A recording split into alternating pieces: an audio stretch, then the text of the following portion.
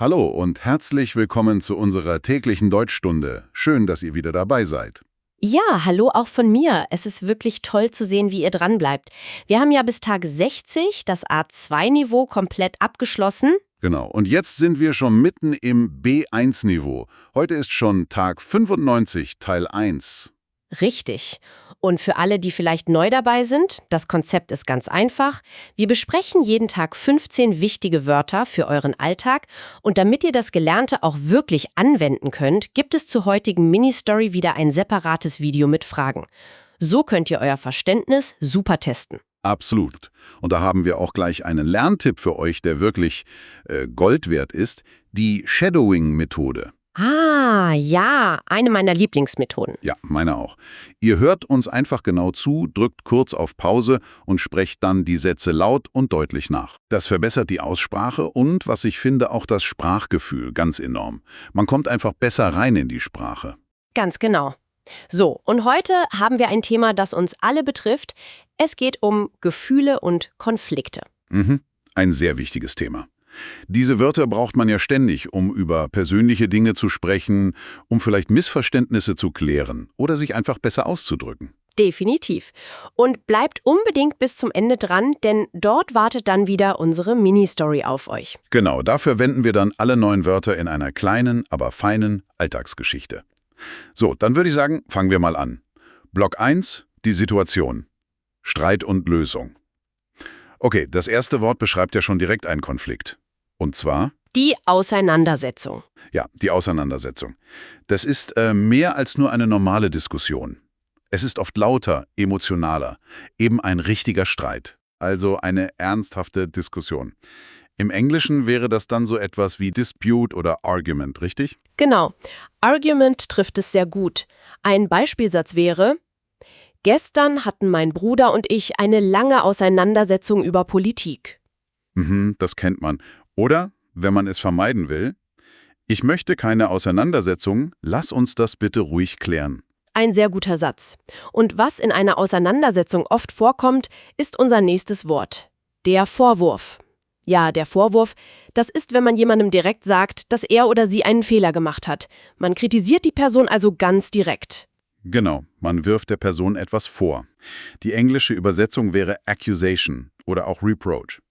Ein Beispiel wäre: Sein größter Vorwurf war, dass ich nicht ehrlich zu ihm war. Das ist schon ziemlich hart. Ja, oder als Reaktion darauf: Das ist ein unfairer Vorwurf. Das hört man auch oft. Stimmt.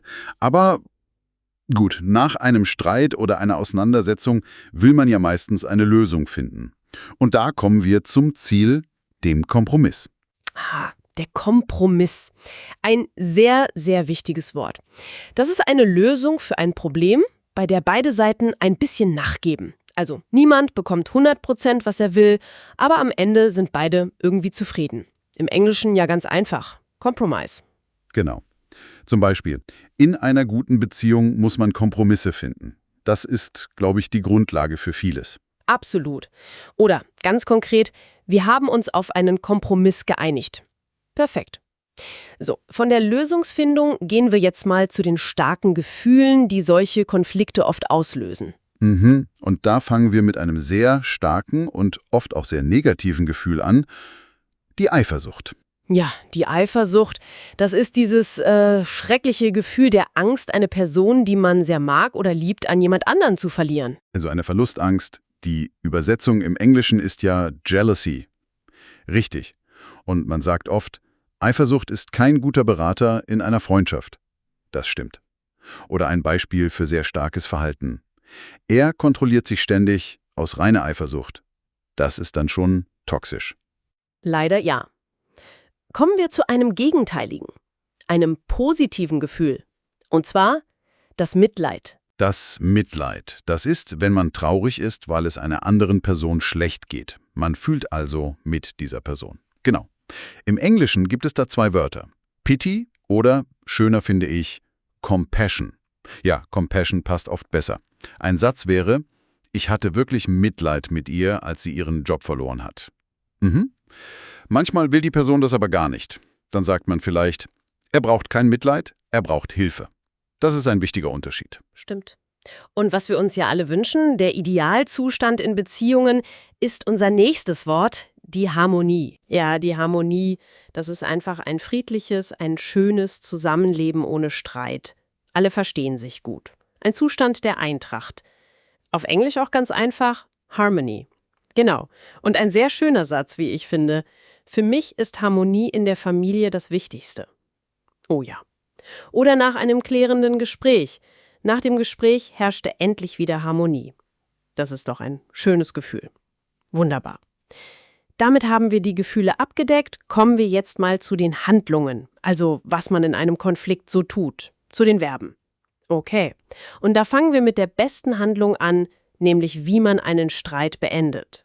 Mit dem Verb sich versöhnen. sich versöhnen. Das bedeutet, nach einem Streit wieder Frieden zu schließen, wieder Freunde zu sein. Im Englischen to reconcile. Und weil es ein Verb ist, brauchen wir natürlich die Perfektform. Richtig, die Perfektform ist Hat sich versöhnt. Ein Beispielsatz wäre, vielleicht ein Ratschlag, es ist wichtig, dass ihr euch wieder versöhnt. ja, oder wenn es schon passiert ist. Wir haben uns nach einer langen Diskussion endlich versöhnt. Ein schönes Ergebnis. Kommen wir zum Gegenteil, zu einer sehr negativen Handlung im Streit.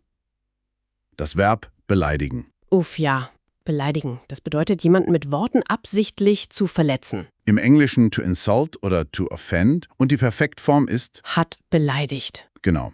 Man sagt zum Beispiel zu einem Kind, hör auf, deine Schwester zu beleidigen.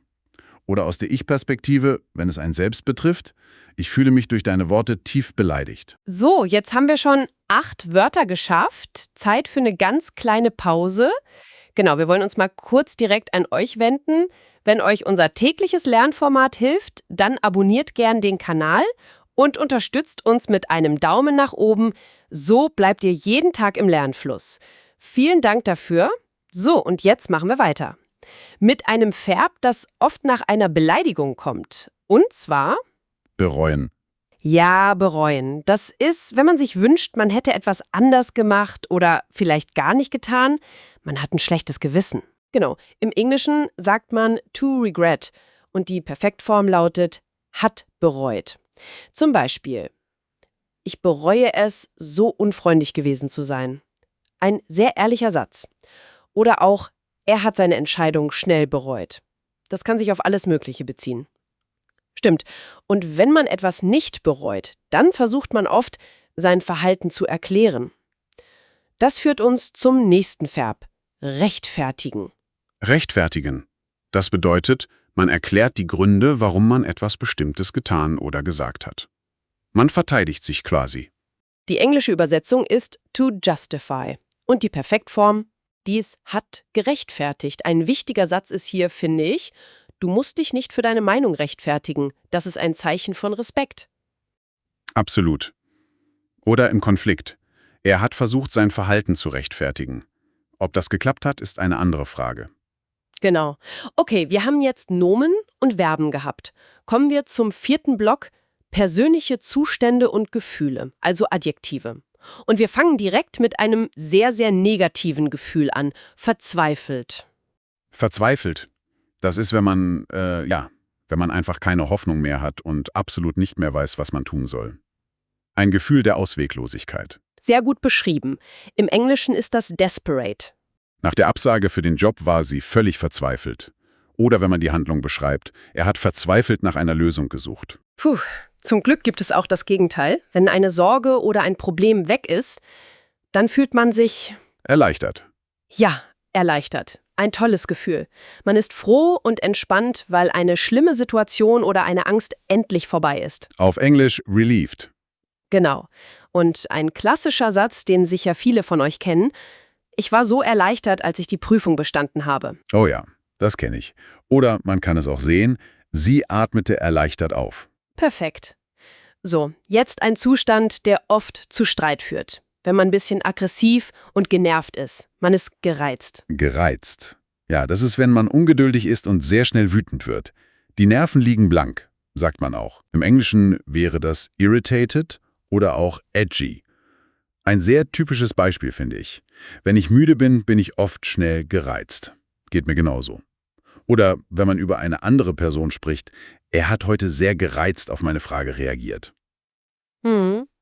Und wenn ein Streit lange vorbei ist, aber man immer noch böse ist, dann beschreibt das unser nächstes Adjektiv. Nachtragend. Nachtragend. Das ist eine Charaktereigenschaft. Wenn man einen Fehler oder einen Streit sehr, sehr lange nicht vergisst und der Person immer noch böse ist. Im Englischen würde man resentful oder unforgiving sagen. Genau. Und als positives Beispiel? Mein Opa ist gar nicht nachtragend. Er verzeiht immer schnell. Das ist eine tolle Eigenschaft. Das Gegenteil wäre der Vorwurf. Sei doch nicht so nachtragend, der Streit ist doch schon lange vorbei. Sehr gut. So, und damit kommen wir zum letzten Wort für heute. Ein Gefühl, das, glaube ich, jeder kennt, gerade beim Lernen oder Arbeiten. Frustriert. Oh ja, frustriert. Das ist, wenn man enttäuscht und unzufrieden ist, weil etwas einfach nicht so funktioniert, wie man es möchte. Genau. Die englische Übersetzung ist ganz einfach frustrated. Ich bin frustriert, weil mein Computer schon wieder nicht funktioniert. Der Klassiker. Oder, bezogen aufs Deutschlernen, viele Lernende sind frustriert, wenn sie keine Fortschritte sehen. Aber deshalb seid ihr ja hier bei uns. Ganz genau. Super, das waren die 15 Wörter. So, jetzt habt ihr 15 neue Wörter gelernt. Lasst uns doch mal hören, wie diese Wörter in einer echten Alltagssituation klingen. Hört gut zu. Lena sitzt zu Hause und ist frustriert. Sie wartet schon seit einer Stunde auf ihren Freund Tom. Sie fühlt sich nicht respektiert und wird langsam richtig gereizt. Als Tom endlich kommt, macht Lena ihm sofort einen Vorwurf. Du kommst immer zu spät. Das führt natürlich zu einer heftigen Auseinandersetzung. Tom versucht, sich zu rechtfertigen. Er hatte total viel Stress bei der Arbeit, aber seine Worte klingen für Lena irgendwie beleidigend. Sie wird langsam verzweifelt und denkt, ihm sei ihre gemeinsame Zeit total egal. Tom versteht das nicht. Er glaubt, Lena sei einfach nur nachtragend wegen eines kleinen Streits von letzter Woche. Und er denkt, ihre Reaktion ist einfach nur übertriebene Eifersucht. Aber dann sieht Tom, wie traurig Lena wirklich ist, und er bekommt Mitleid. Er merkt, dass er einen Fehler gemacht hat und fängt an, seine harten Worte zu bereuen. Beide wollen doch eigentlich nur Harmonie. Sie sprechen dann ganz ruhig miteinander und finden einen Kompromiss. Tom verspricht, nächstes Mal anzurufen, wenn er sich verspätet. Sie versöhnen sich mit einer langen Umarmung. Und Lena ist danach sofort total erleichtert, dass dieser blöde Streit endlich vorbei ist. Das ist unsere Geschichte. Habt ihr alle Wörter wiedererkannt? Ich hoffe doch. War ja eine sehr emotionale kleine Szene. Ja, absolut. Und jetzt seid ihr dran. Werdet kreativ. Schreibt uns doch mal einen eigenen Satz mit einem der neuen Wörter in die Kommentare. Wir lesen die wirklich alle sehr gerne. Unbedingt. Und vergesst nicht, den Kanal zu abonnieren, damit ihr keine einzige Lektion verpasst. Genau. Morgen wird es übrigens sehr, sehr praktisch. Unser Thema ist Behörden- und Bürgeramt. Oh, das ist wichtig. Ja. Wir lernen Wörter für Anträge, für Termine und für Formulare. Alles, was man so braucht. Super. Darauf freuen wir uns. Wir freuen uns auf euch. Bis morgen. Tschüss. Macht's gut und bis bald.